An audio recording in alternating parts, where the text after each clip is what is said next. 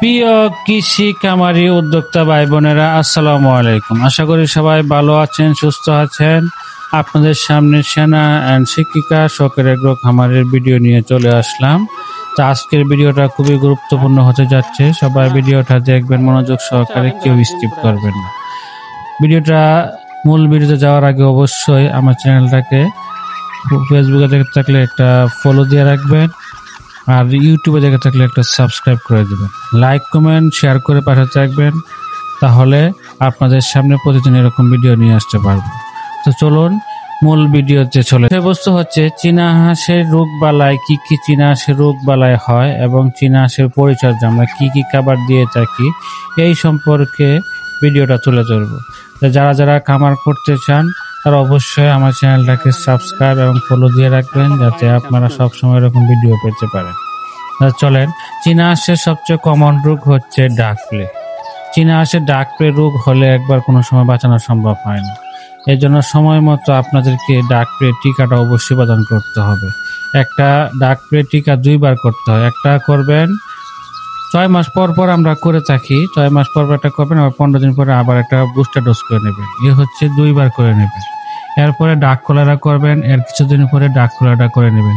ডাক কলেরাও ঠিক 2 বার booster dose করে নেবেন। এভাবে আপনারা ডাক প্লে এবং ডাক কলেরা ভ্যাকসিনটা অবশ্যই করে নেবেন। এবং 3 মাস পর পর আপনারা কৃমিনাশক ওষুধ অবশ্যই খাওয়াবেন। আর পরিচর্যার ক্ষেত্রে বলতে পারেন আপনারা কি খাওয়ান। আমরা চীনা হাঁসকে ধান খাওয়াই, ভুট্টার গোড়া খাওয়াই, মানে সব কিছু আমাদের ফ্যামিলিতে যেগুলা সস্তা খাবার পাওয়া যায়, ঘাস লতা পাতা এগুলা খাওয়াই। দেখেন মাশাআল্লাহ আমার বাগানে কতগুলো পুঁইশাক হয়েছে। এগুলা বাড়ির উঠোনে লাগিয়েছিলাম, অনেকগুলা পুঁইশাক হয়েছে। তো এইগুলা আপনারা লাগালে দেখবেন আপনাদের পারিবারিক চাহিদা পূর্ণ হবে, অনেকটা ভালো লাগবে। আমি চেষ্টা করি আমার বাড়িতে নিজে উৎপাদন করে খেতে। তো আপনারা এরকম নিজে উৎপাদন করে খাবেন, তাহলে দেখবেন অনেকটা ভালো লাগবে, টাকাটাও খরচটা বেঁচে যাবে। এগুলা মা বোনেরা বাড়িতে বেশি করে, আমার ওয়াইফ এগুলা করে। এখানে একটা সুন্দর তরকারি করা হয়েছে, এটাও আমাদের ফ্যামিলিতে চলে যাবে অনেকদিন। এগুলো আপনারা বাড়িতে উঠানে টুকটাক বিভিন্ন আনাজ তরকারি, বিভিন্ন খলা গাছ, বিভিন্ন আনাজে লাগিয়ে দেবেন। যে আমাদের চীনা হাঁসের বাচ্চাগুলো মাশাআল্লাহ, এইগুলা পরিচর্যা আমরা কি করি, এইগুলা আমরা 1 মাস 50 স্ট্যাটার ফিট খাওয়াই। তা আপনারা যারা চীনা হাঁসের বাচ্চা দিয়ে শুরু করতে চান তারা অবশ্যই লাভবান হবেন। আমি যখন শুরু করেছিলাম তখন আমিও এরকম বাচ্চা দিয়ে শুরু করেছিলাম। এখন আমার খামারে অনেকগুলো বাচ্চা হয়েছে। তো যারা যারা বাচ্চা লাগবে তারা স্ক্রিন নাম্বার অবশ্যই ফোন দিবেন, তাহলে আপনারা স্ক্রিনে ফোন দিয়ে অবশ্যই আমাদের ঠিকানা চলে আসবেন কিশোরগঞ্জ পাকুন্দি।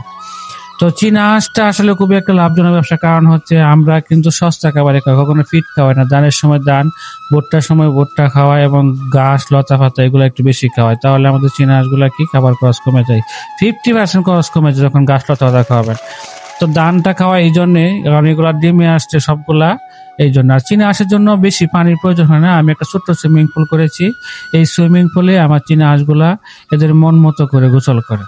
তো আপনার ইচ্ছে হলে এরকম ছোট ছোট সুইমিং পুল করে রাখতে পারে চীনা হাঁসের জন্য, তাহলে আপনার চীনা হাঁস গোসল করবে, একটু শরীরটা দেখেন খুব সুন্দর করে তারা ধুলাই করে। এটা আসলে পরিষ্কার পরিচ্ছন্ন রাখে চীনা হাঁস নিজেরাই, দেখেন সুন্দর গোসল করতেছে।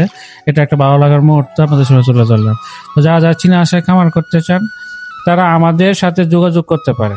আর সবসময় আমাদের ভিডিওটা সবসময় পেতে আপনারা লাইক কমেন্ট শেয়ার করে রাখবেন, তাহলে ভালো লাগবে। তো আজকের মতো এই ভিডিওটা আপনাদের এখানে শেষ করছি।